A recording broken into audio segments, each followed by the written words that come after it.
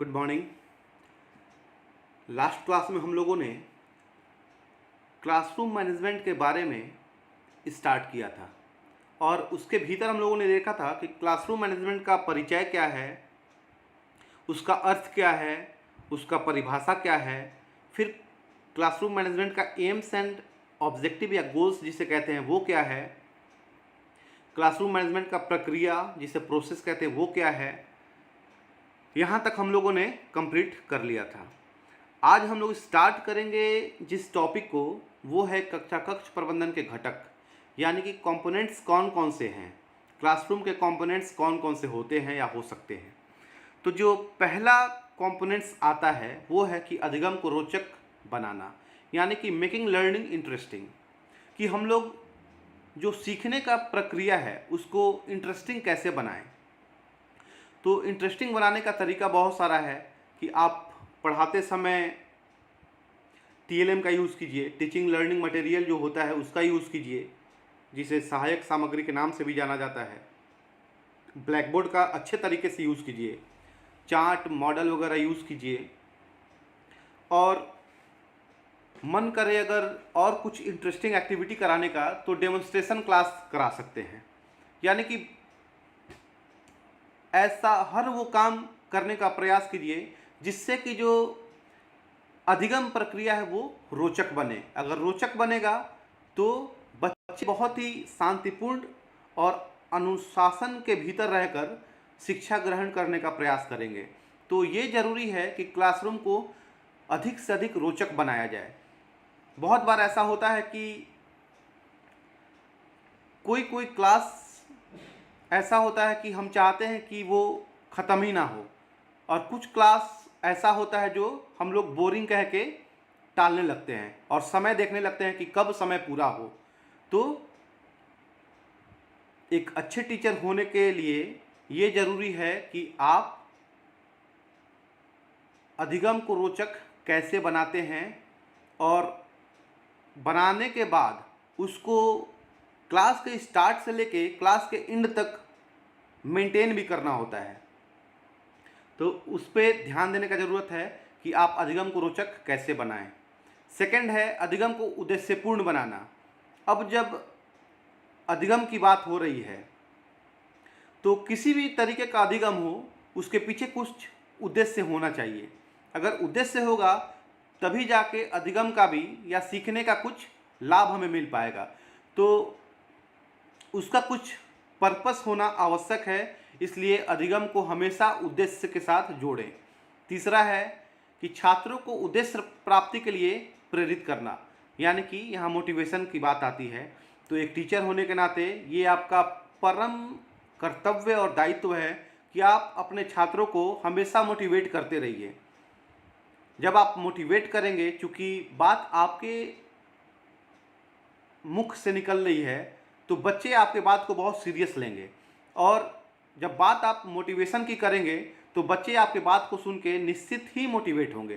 तो आप हमेशा कोशिश कीजिए कि आप अपने छात्रों को मोटिवेट करने का प्रयास करें ताकि वो अच्छा से अच्छा करने का प्रयास कर सकें। उसके बाद है कि फोर्थ नंबर, छात्र शिक्षक अंतःक्रिया को प्रोत्साहन देना, to encourage students teacher interaction. Classroom के भीतर जो भी छात्र या शिक्षक के बीच में वार्तालाप होता है, जो भी इंटरेक्शन होता है, वो हमेशा होना चाहिए। सिर्फ वन साइडेड बात नहीं होनी चाहिए, क्योंकि एनसीएफ में या राष्ट्रीय शिक्षा नीति में या नई शिक्षा नीति 2020 में भी इस बात को इंगित कर दिया गया है कि टीचर और छात्र के बीच में कन्वर्सेशन होना ही चाहिए। अगर हम ये मान लें और एक एग्जाम्पल में ये सोचें कि एज अ टीचर हम अपने क्लास में गए और ब्लैक बोर्ड के सामने खड़ा हो गए, या ब्लैक बोर्ड यूज़ करके हमको जो पढ़ाना है हम पढ़ा दिए। अब बच्चे कुछ पूछ भी रहे हैं तो हम उनको बोल के बैठा दिए कि नहीं, अभी तो जो बोलेंगे हम ही बोलेंगे, क्योंकि हम इस क्लास के टीचर हैं। तो ऐसा बिल्कुल नहीं होना चाहिए। एक टीचर होने के नाते आपका ये कर्तव्य है कि आप बच्चों के साथ अंतःक्रिया करें। और एनसीएफ 2005 में तो साफ साफ कहा गया है, और राष्ट्रीय नई राष्ट्रीय शिक्षा नीति में, नई राष्ट्रीय शिक्षा नीति 2020 में भी, कि टीचर अपने आप को टीचर नहीं समझे, टीचर अपने आप को सिर्फ और सिर्फ एक फैसिलिटेटर समझे। यानी कि फैसिलिटेटर से तात्पर्य है कि आप अपने आप को सिर्फ और सिर्फ सुविधादाता समझिए, कि आप बच्चों को गाइड करने वाले हैं, तो जाके छात्र और शिक्षक के बीच में जो रिलेशन कायम होना चाहिए वो रिलेशन बनेगा। फिफ्थ है कि निर्देशों की स्पष्टता, क्लैरिटी ऑफ इंस्ट्रक्शन। एक टीचर होने के नाते आप क्लासरूम के भीतर जो भी निर्देश दे रहे हैं, जो भी इंस्ट्रक्शन दे रहे हैं, उसमें स्पष्टता होनी चाहिए।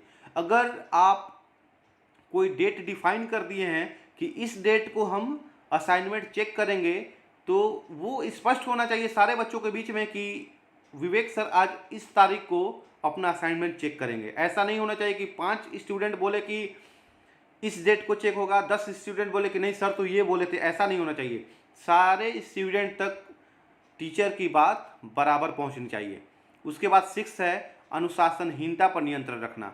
अगर आप अपने क्लास को बहुत ही अच्छे तरीके से चलाना चाहते हैं तो ये आपका दायित्व है कि आप कंट्रोल कीजिए इनडिसिप्लिन पे, अनुशासनहीनता बर्दाश्त नहीं कीजिए और उस पर नियंत्रण रखने का प्रयास कीजिए, और वो भी अहिंसा के साथ, हिंसात्मक व्यवहार करके नहीं। फिर है 7, वांछित व्यवहार का पुनर्बलन करना। क्लासरूम में अगर बच्चे कुछ अच्छे करते हैं तो समय समय पे उनको रीइंफोर्स करना चाहिए। यानी कि अगर कोई बच्चा कुछ जवाब दिया तो उनको शाबाश या गुड या बहुत अच्छा या कुछ तारीफ़ करना चाहिए, ताकि बच्चा अपने आप में मोटिवेट हो और कोशिश करे कि हमेशा टीचर का दिया हुआ सवाल सॉल्व करें। नेक्स्ट है कि सौहार्दपूर्ण अधिगम वातावरण का निर्माण, क्रिएटिंग हार्मोनियस लर्निंग इन्वायरमेंट। एक टीचर होने के नाते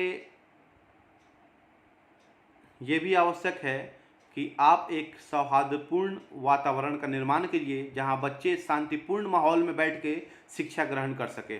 उसके बाद और भी बहुत सारा चीज़ है जो कंपोनेंट्स में जोड़े जाते हैं, जिस पे एक टीचर होने के नाते आपको ध्यान देना होता है। जैसे कि सिटिंग, बैठने का व्यवस्था क्या है, डिस्प्ले, क्लासरूम में जो भी डिस्प्ले लगा हुआ है या क्लासरूम का फिगर कैसा होना चाहिए वो आपको सेट करना है।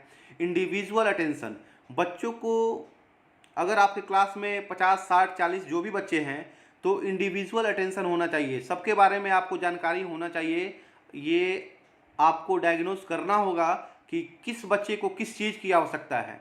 उसके बाद है पेयर एंड ग्रुप वर्क। कभी कभी क्लासरूम को अच्छा बनाने के लिए आप कुछ काम पेयर में दे दिया कीजिए या कुछ काम ग्रुप वर्क में भी कीजिए।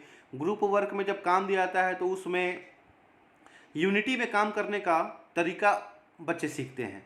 उसके बाद है स्वच्छता के लिए कि क्लीननेस की स्वच्छता होनी चाहिए क्लासरूम में, या बच्चे भी स्वच्छ साफ सुथरा अवस्था में विद्यालय आएँ अपने घर से। उसके बाद है यूसेज ऑफ रिसोर्सेज, जो भी भौतिक संसाधन है या मानवीय संसाधन है क्लासरूम में या विद्यालय में, उसका यूज़ बहुत ही अच्छे तरीके से और उचित अवस्था में होना चाहिए।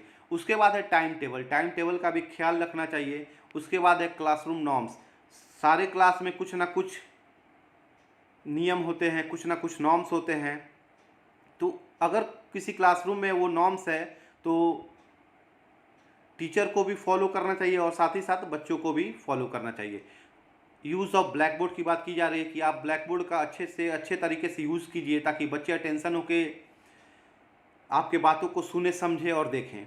उसके बाद है इवैल्यूएशन, हमेशा आप मूल्यांकन करते रहिए कि कौन सा बच्चा किस अवस्था में पहुंचा है, कौन से बच्चे को किस किस चीज़ों की ज़रूरत है। तो मूल्यांकन जब आप कीजिएगा तभी ये पता चल पाएगा। उसके बाद है कि ऑब्जर्वेशन, जब तक आप ऑब्जर्वेशन नहीं कीजिएगा सारे बच्चों का तब तक आप उन लोगों के बारे में बहुत विशेष रूप से नहीं जान पाइएगा। उसके बाद है क्वेश्चनिंग, यानी कि प्रश्नावली। क्वेश्चनिंग क्लासरूम के भीतर हमेशा होना चाहिए, क्योंकि जब आप प्रश्न देंगे तो बच्चे जवाब देंगे, या ये भी हो सकता है कि बच्चा कुछ प्रश्न पूछे तो आपको जवाब देना है। तो ये सब चीज़ होना चाहिए। फिर है डेमोन्स्ट्रेशन एंड प्रेजेंटेशन, कभी कभी बच्चों को भी सहभागिता दीजिए इसमें कि बच्चे भी क्लास को डेमोन्स्ट्रेट करें और प्रेजेंटेशन दें। उसके बाद है सोशल स्किल, सोशल स्किल्स में आ जाएगा बहुत सारा कौशल जो सामाजिक स्तर पे होता है, जैसे स्वच्छता अभियान या लिटरेसी के लिए और उसके बाद एक्सेसिबिलिटी आ जाता है, फिर बॉडी लैंग्वेज। एक टीचर होने के नाते ये बहुत ही इम्पॉर्टेंट बिंदु है कि बॉडी लैंग्वेज। अगर आपको अपने आप को परफेक्ट टीचर बनाना है तो ये तो आप एकदम सीख लीजिए कि आपको क्लासरूम में अपना बॉडी लैंग्वेज कैसे रखना है, किस अटेंशन से आपको क्लासरूम में रहना है। तो बॉडी लैंग्वेज बहुत मस्त है, उस पर काम सारे लोग कीजिए आप लोग।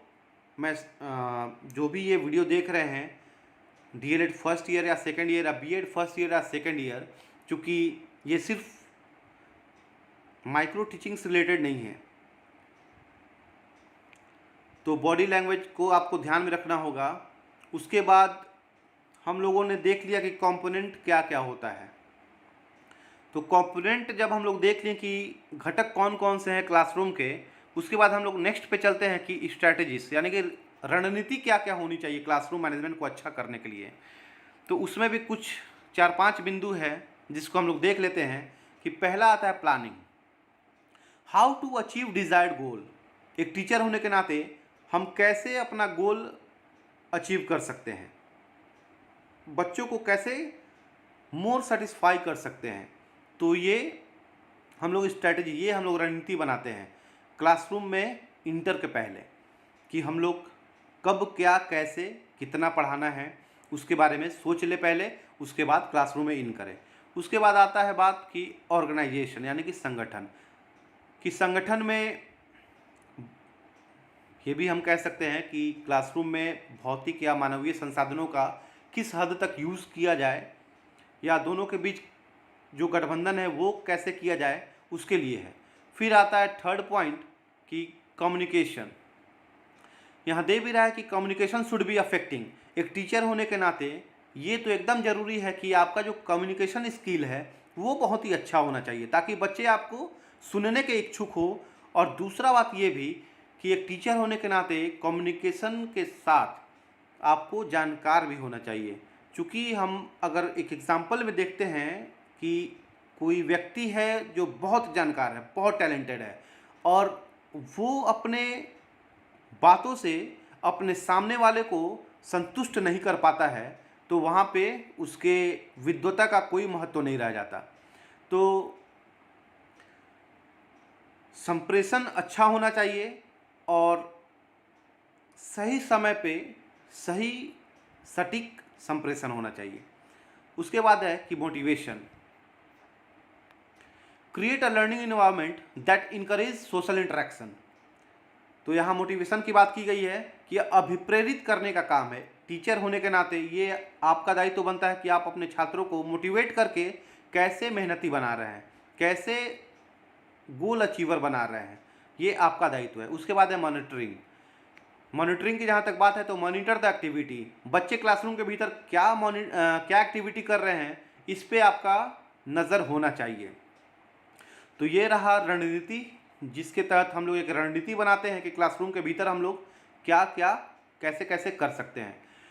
फिर हम लोग आगे टॉपिक पे आते हैं, और एक टॉपिक आता है कि कक्ष प्रबंधन की समस्याएं। तो बात तो सही है कि अगर हम किसी चीज़ का प्रबंधन कर रहे हैं, किसी चीज़ का मैनेजमेंट कर रहे हैं, तो वहाँ कुछ ना कुछ डिफ़िकल्टी आएगी ही। तो वो कौन सा डिफ़िकल्टी है जो क्लासरूम मैनेजमेंट के अंदर आती है, उसको हम लोग देखते हैं।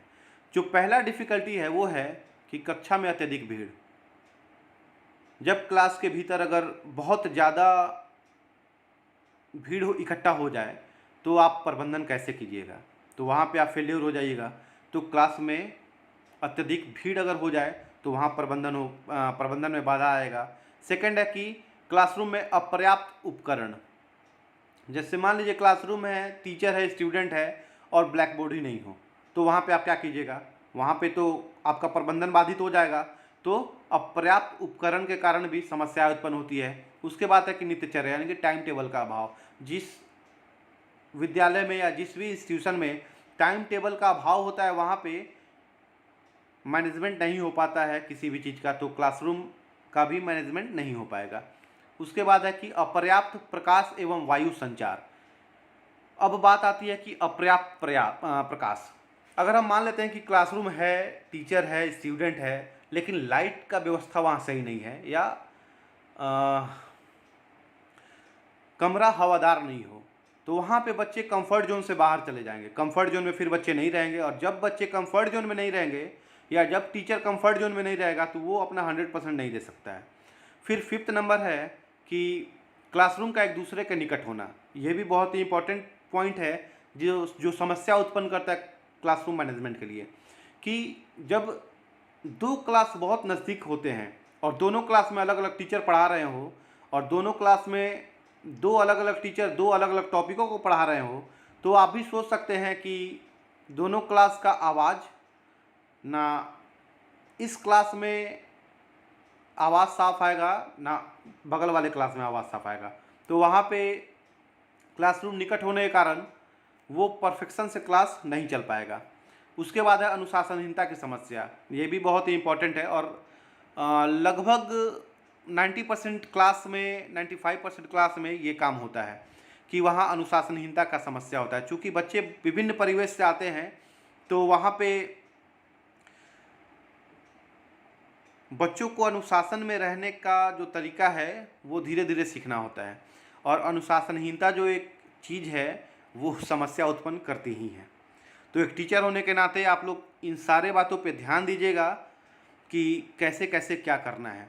और लास्ट पॉइंट है कि शिक्षक तथा छात्रों की अनुपस्थिति। अब जो समस्या है वो भी समस्या अपने आप में ही एक समस्या है कि अगर क्लासरूम है, ना टीचर हो ना स्टूडेंट हो, तो फिर क्लासरूम का कोई मतलब नहीं बनता है। तो ये सारी समस्याएं हैं जो क्लासरूम मैनेजमेंट में बाधक साबित होती हैं, और उनका समाधान भी किया गया है। तो समाधान में हम कह सकते हैं कि अगर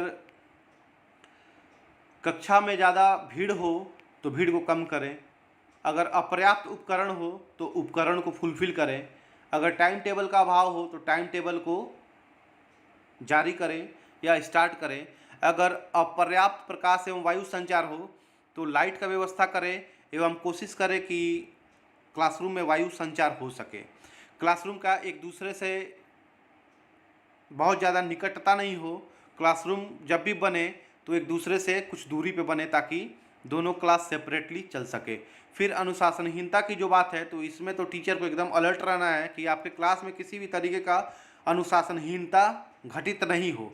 अगर आपके क्लास में अनुशासनहीनता घटित होती है तो वो एक दाग होगा आपके ऊपर, और दूसरा आपका क्लास परफेक्शन के साथ नहीं चल सकेगा, और तीसरा कि आप अपने क्लास से संतुष्ट नहीं हो पाइएगा। क्योंकि जब खुद टीचर होकर आप संतुष्ट नहीं होइएगा तो आप मान सकते हैं इस बात को कि आपके छात्र छात्राएं भी संतुष्ट नहीं होंगी, और आपका जो संस्था है वो भी संतुष्ट नहीं होगा। तो आज के क्लास में हम लोगों ने इन सारी बातों को देखा, जिसमें कंपोनेंट्स है और स्ट्रैटेजी है, उसके बाद डिफ़िकल्टीज़ है, एंड डिफ़िकल्टी को कैसे सॉल्व करते हैं क्लासरूम मैनेजमेंट के लिए। ये तो आज का क्लास हम लोग यहीं पे ओवर करते हैं, और नेक्स्ट क्लास में फिर हम लोग आगे बढ़ेंगे। Thank you.